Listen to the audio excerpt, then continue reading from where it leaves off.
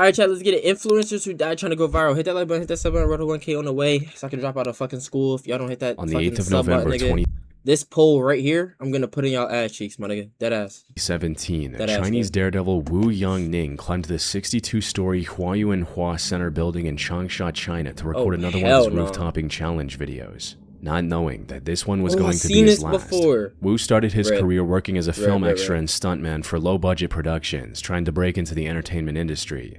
Unfortunately, while he was good at his job, he struggled to earn a living from these jobs, forcing him to look elsewhere. So he turned to the internet and started posting daredevil roof-topping videos on Chinese platforms like Huashan and Weibo. Roof-topping, for those who don't know, is an extreme form of urban exploration.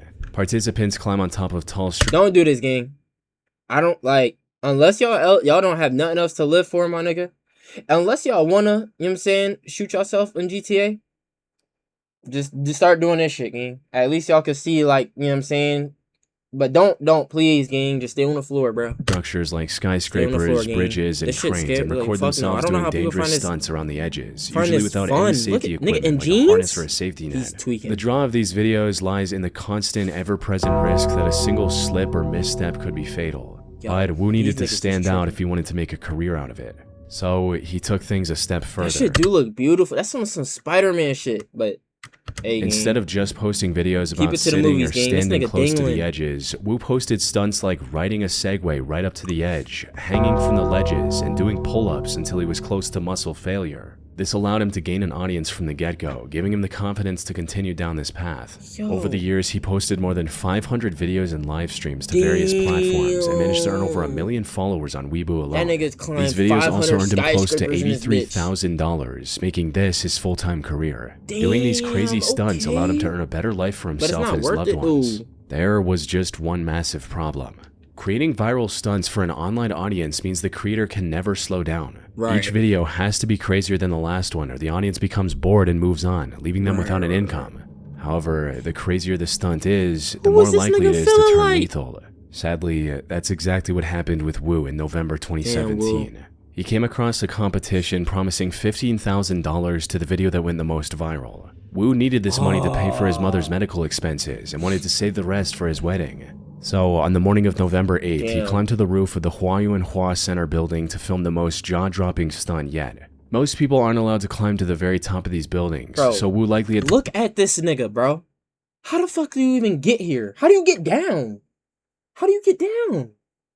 The getting up part is really not that scary. It's the getting down part, my nigga. The free climb his way from the outside as well, adding life-threatening risk to this challenge before the camera even began rolling. Especially because you gotta hold a camera, he set up his tripod like, and began recording, and started lowering himself over the edge. First the right leg, and a few seconds later, the left. However, instantly something was not right. He looked like he was struggling to hang on and had to readjust his grip multiple times. He was potentially already exhausted from the free climb to the top, but he didn't really have the time to rest before someone from the building management might notice him and escort him back down. So he went ahead with this stunt anyway, proceeding to do the pull-ups he was most well known for. The plan was to pull himself back up to safety after the third pull-up. He'd done the same dozens of times in the past. Unfortunately, things did not go as planned. The video showed him struggling to pull himself back over the edge after the third pull-up. He tried to use his feet, but the side of the building was too slippery to generate any traction. Wu kept trying until his grip failed, sending him plunging 45 feet onto a lower terrace below. He did not survive this fall, and since he was completely alone when trying to record this video, no one knew what happened to him right away. His girlfriend filed a missing person report when he didn't return home, but it wasn't until the next day that a window cleaner discovered his remains. Wu wanted a better life for himself and his loved ones. Sadly, the risk he took for this viral stunt cost him everything. There's actually a video of this nigga. You just see him jump out, like he just pushes off that bitch. I don't know, gang. On the night of February 5th, 2021, the Urban Air Trampoline Park in Hermitage, Tennessee was filled to the brim with families and friend groups looking to enjoy the weekend night. However, on this night specifically, this would not last long. As one of the friend groups at the park was walking out into the parking lot, they saw a man running at them with a massive butcher knife in his hand. This was 20-year-old Timothy Wilkes, an upstanding and hardworking person who was just a month away from graduating as an HVAC technician. His future looked bright. However, Timothy's primary interest was in something else. He watched a lot of prank channels on YouTube and wanted to go viral with a prank of his own. More specifically, he wanted to film a fake Don't tell me robbery this nigga got where he blicked records down in himself GTA. pretending to rob someone and then uploading their reaction to the internet. But an important thing about almost all of these prank videos that he was watching on YouTube is that they were staged. 9 times out of 10, the person being pranked already knows about the whole thing and is only acting terrified for the camera. Timothy either didn't know this crucial detail or he knew but wanted to make his prank more authentic. This nigga looked like a nice, Snickers bar, bro. So, on the 5th of February 2021, at around 9:25 p.m., he They gotta make that the logo? lunged the A going in the ass? And then the one dude upside... Maybe I'm tweaking. I'm just chatting. A group of friends with a knife in his hand. My bad, chat. The plan was to scare them and then reveal that it was a prank before things got out of hand. What Timothy didn't know was that one of the people in this group, 23-year-old David Starnes Jr., was carrying a concealed firearm. From David's perspective, Timothy was a random man charging at him and his friends with a knife. Yeah, In a split-second decision, David drew his firearm and opened fire, hitting Timothy once. Unfortunately, this one shot proved lethal, resulting in Timothy passing away before any help could arrive. David stayed at the scene until the police arrived and explained everything that had happened. He was detained at the time, but the police released him later as his actions were deemed self-defense. Yeah, that's not even his fault. That nigga just caught a hat for just for... On June 26, 2017, 20-year-old YouTuber Mona Lisa Prez made a post on Twitter stating, "Me and Pedro are probably going to shoot one of the most dangerous videos ever. His idea, not mine." At first glance, this sounded like a severe exaggeration meant to drum up hype for her upcoming video. When she got the same news as in reality, calling it the most dangerous video ever was still an understatement for the tragedy that was about to unfold just 3 hours later. The lead up to this incident started back in November 2016 when Mona Lisa and her boyfriend Pedro decided to start a family channel together called Mona Lisa and Fam. This channel mostly consisted of vlogs of the two of them doing various challenges and going on adventures together. Normal, inoffensive family channel content. And while none of these videos went viral, they were still gaining consistent views, allowing the couple to gain thousands of subscribers by mid-2017. However, Pedro wanted to take his online career to the next level. The plan was to create a new channel called Damn It Boy, featuring daring stunts unlike anything the internet had seen before. He even had a clear vision for the direction of this content. Everything I'm going to be showing you guys on my channel, you guys are going to be saying, "Damn it, boy." But unlike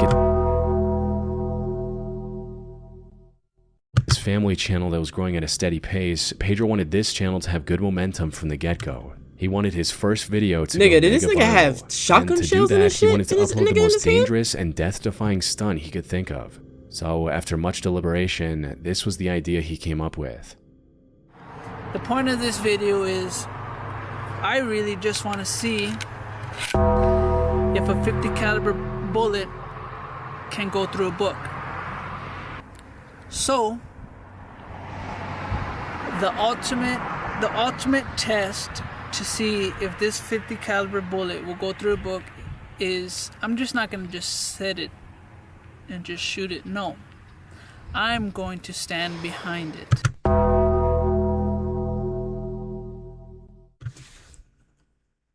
Now, rest in peace, my nigga. But are you a fucking dumbass? Nigga, you killed yourself.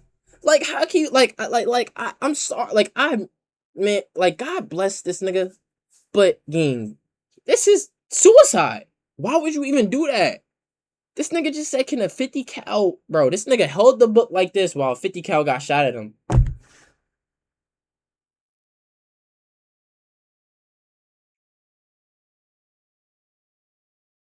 The fuck, Pedro? And Mona Lisa is going to shoot it.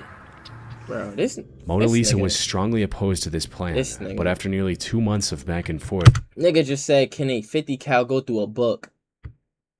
He managed to convince her that it could work. So on the 26th of June, 2017, at roughly 8 p.m., Pedro did exactly what he planned. He set up the camera in the backyard of their home house in Minnesota, I don't even know what held makes up the book in front of him, just and told Mona Lisa to shoot. Unfortunately for Pedro, the thick encyclopedia he chose for the stunt proved completely ineffective. The high-caliber bullet went straight through the book and his body. By the time help arrived, it was already too late. Pedro passed away in front of 30 witnesses from around the neighborhood who came running after hearing the gunshot, including his 3-year-old daughter. What made this situation even more heartbreaking was the fact that Mona Lisa was also pregnant with their second child. She was taken into custody and later pleaded guilty to second-degree manslaughter. However, the court understood her tragic situation and sentenced her to only 6 months in prison rather than the up to 15-year sentence that second-degree manslaughter usually carries. Damn. That's sad as fuck, though. Dmitry Nuyanzin spent a decade building his reputation as a personal trainer and fitness coach in Russia. Over the years, he trained many elite athletes in person while also posting online guides and tips under the name Dmitry Fit for his more than 40,000 followers. The most notable aspect of Dmitry's content, however, was his dedication to authenticity. He followed the same program he taught to demonstrate firsthand its effectiveness. What he never anticipated was that his readiness to put himself on the line would ultimately cost him everything. Damn, it began in September 2025 when Dmitry announced a challenge to deliberately gain at least 55 pounds or 25 kilograms and then lose it all using his own training and dietary regimen. He also put a roughly $100 reward for any viewer who could lose 10% of their body weight by the end of 2025. In a post promoting this challenge, Dmitry wrote, "Friends, my weight loss course is starting soon where you can win cool prizes and most importantly build a beautiful body, learn how to eat, and have fun."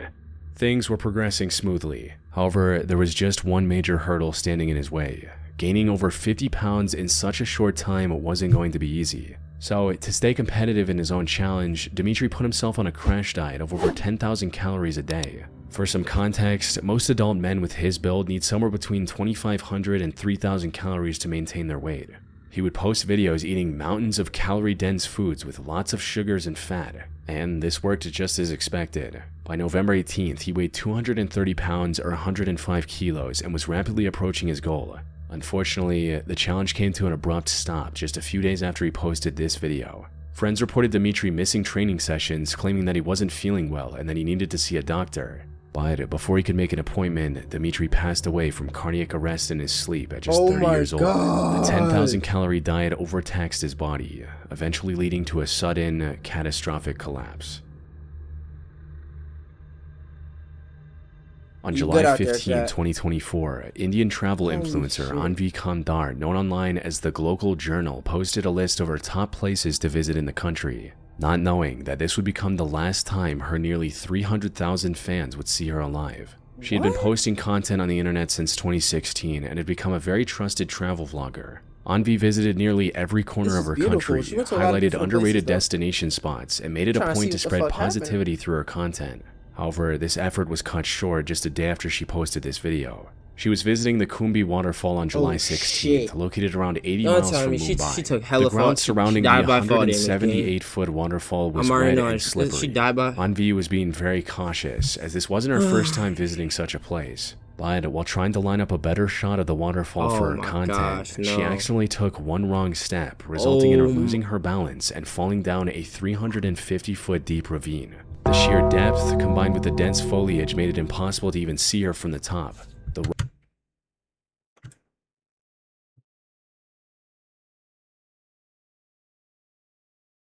Yo, this is crazy. 300 feet? Bitch. That type of fall damage, yeah, nigga. Not even in water, you going straight, that shit smacking that shit. 300, nigga? What did you die to, like 60 feet, nigga? Maybe, no, probably not. Nah, I don't know. But 300, nigga? Rocky, slippery terrain also prevented anyone from rushing to a rescue. Death. When rescuers arrived, 6 of them rappelled down using ropes, while 50 others assisted these niggas had to rappel down, nigga. She fell down, nigga. From the top. Despite the massive operation, it still took 6 hours to rescue Anvi from this ravine. However, they would get some good news. She was severely injured, but was still breathing. What? Rescuers rushed her to the nearest hospital. Fortunately, Anvi had almost no strength left in her body and sadly passed away shortly after arriving at the hospital, leaving her once active Instagram account completely abandoned. That's sad, man. Rest in peace. Holy fuck. She's strong as fuck for even surviving that bitch in the first place, is the tallest bridge in all of Spain, making it a somewhat popular destination for thrill seekers. Many daredevils have climbed to its top in the past, and 24-year-old British influencer Louis Stevenson is attempting to do the same. Lewis was a rooftopper that made a name for himself posting breathtaking pictures of his many different climbs. I don't give a fuck. Y'all niggas can say what y'all want, nigga. You climbing skyscrapers and bridges, bro, you're fucking retarded. Like, I'm gonna be honest, Instagram bro. account. He arrived at the bridge on the morning of October 13, 2024. Or high risk, high reward, bro. Fucking what, nigga? You get a beautiful view and that's it? Like, nigga, look at this shit. Do you not see this? This is the top. This is where niggas be standing. Friends and began climbing. His friend went ahead and Lewis followed. It was a brutal, monotonous climb. Thankfully, things started off as expected, with the two steadily making their way up the service ladder and nearly reaching the top. But before they could reach the safe platform up top, tragedy struck. It's unclear what exactly happened. The damp weather may have made a step dangerously slippery, or Lewis might have simply missed a step and stumbled. There's not even In either water, case, like, the it's outcome just was the same. splat. Lewis lost his grip and plummeted over 630 feet back to the base of the climb. His friends called the... Nigga, you know how much fall... No, 600 feet, nigga? 600 feet, nigga? Oh my gosh. Bitch.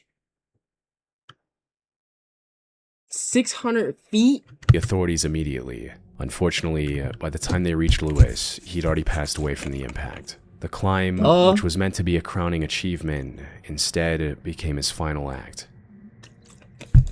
Hey, man. Hit that like button, hit that sub button, roll the 1K on the way.